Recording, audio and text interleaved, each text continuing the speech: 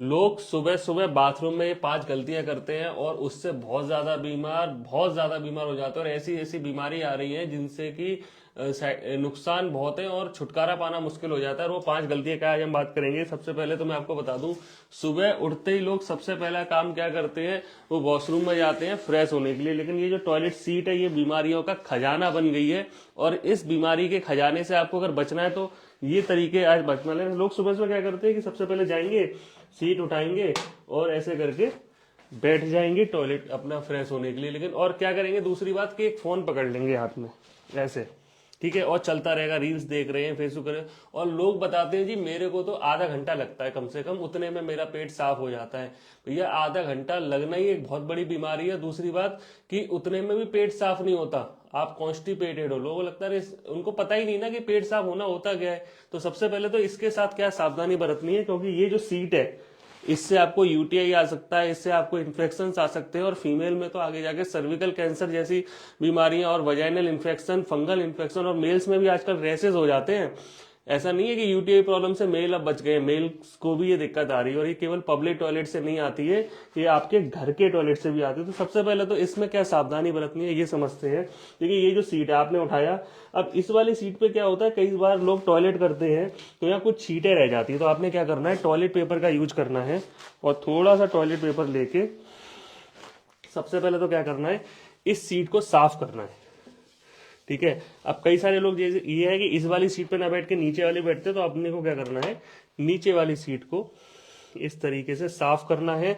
तो पहला पॉइंट तो ये हो गया ये। और दूसरी बात क्या करनी है, इसको सैनिटाइज करना है अच्छे से, किसी अच्छे सैनिटाइजर से। और अगर आपके बैग में हमेशा तो सैनिटाइजर नहीं होता, तो कई सारे लोग क्या करते हैं, ऐसे परफ्यूम यूज करते हैं जो अल्कोहल बेस्ड होते हैं, तो आप उसका भी यूज कर सकते हो। जब आपने सैनिटाइज कर लिया तब आप अच्छे से इस सीट पे बैठ के फ्रेश हो सकते हो। लेकिन अब आपने क्या करना है, आपने 2 चीजें सावधान कर ली, लेकिन तीसरी चीज जो सबसे जरूरी है, आपने इस फोन का यूज नहीं करना।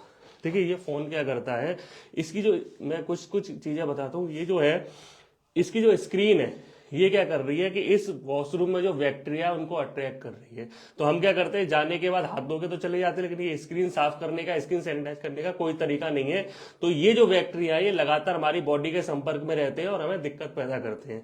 तो एक तो हमें फोन का यूज नहीं करना इस वजह से भी। दूसरी वजह क्या होती है कि जब हमारा फुल कंसंट्रेशन किसी एक काम पे नहीं रहता, तो बॉडी की जो इम्यूनिटी पावर है, बॉडी की जो हीलिंग पावर है, वो एक बार में एक काम ही कर सकती है। तो या तो फोन देख के रील चला लो, वो देख लो, या पेट साफ कर लो। तो अगर हम ध्यान से पेट साफ नहीं करेंगे तो वो भी नहीं होगा। दूसरी चीज क्या होती है, हमारा पोस्चर सही होना चाहिए। कई सारे लोग देखिए, पहले जो हम देसी तरीके से ऐसे बैठते थे तो इंटेस्टाइन दबती थी, पेट हमारा अच्छे से साफ होता था, वो तो होता नहीं है। तो इंग्लिश टॉयलेट में आप क्या कर सकते हो, ये जो स्टूल है ऐसे, इस स्टूल का यूज करके थोड़ा सा अपना पोस्चर मेंटेन करने की कोशिश करते हो। इस तरीके से आपका एक पोस्चर मेंटेन हो गया, जिससे कि आपको दिक्कत नहीं आएगी पेट साफ होने में।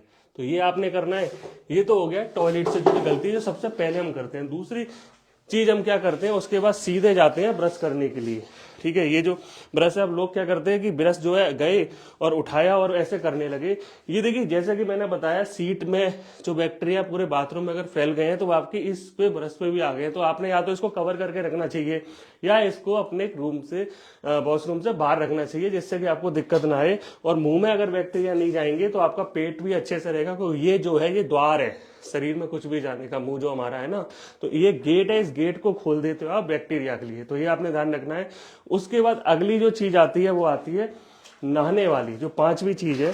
तो ये लोग क्या करते हैं ना, कई सारे लोग तो बोलते हैं जी मैं तो हमेशा ठंडे पानी से नहाता हूँ, कई सारे लोग बोलते हैं जी मैं बहुत गर्म पानी से नहाता हूँ क्योंकि मेरे को ठंड लगती है।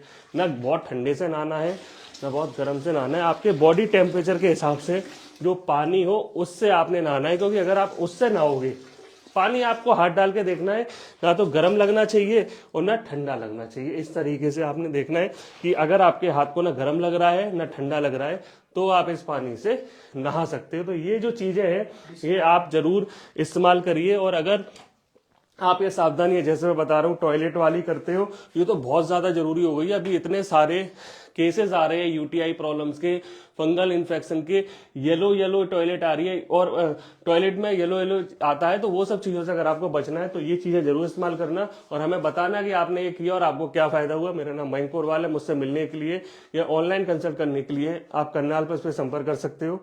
धन्यवाद।